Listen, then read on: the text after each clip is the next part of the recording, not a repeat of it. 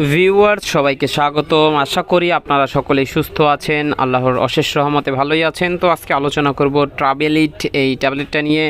এটা একটা ভ্রমণজনিত বমির ওষুধ। আপনারা ভ্রমণ করার কারণে যদি বমি হয়, আপনি যদি গাড়িতে জার্নি করেন, সেক্ষেত্রে বমি হলে সেই বমির চিকিৎসায় এটি সেবন করতে পারেন। এটি বমি এবং মাথা ঘোরানোর চিকিৎসায় খুব কার্যকরী একটা ওষুধ। এরপরে জেনে নেই এটার সেবন মাত্রা। এটি ভ্রমণের আধা ঘন্টা আগে সেবন করতে হবে এবং প্রথম ট্যাবলেট সেবন করার পরে 6 ঘন্টা পরে আবার আরেকটা ট্যাবলেট এভাবে সেবন করতে পারবেন। এরপরে জেনে নেই এটার পার্শ্ব প্রতিক্রিয়া। এটি সেবনে সাধারণত আপনার মাথা ঘোরা এবং ডায়রিয়া এবং মাথা ব্যথা এ ধরনের সাধারণ পার্শ্ব প্রতিক্রিয়া দেখা দিতে পারে। আর যে কোনো ওষুধ আপনারা সেবন করতে চাইলে অবশ্যই রেজিস্টার্ড চিকিৎসকের পরামর্শ নেবেন।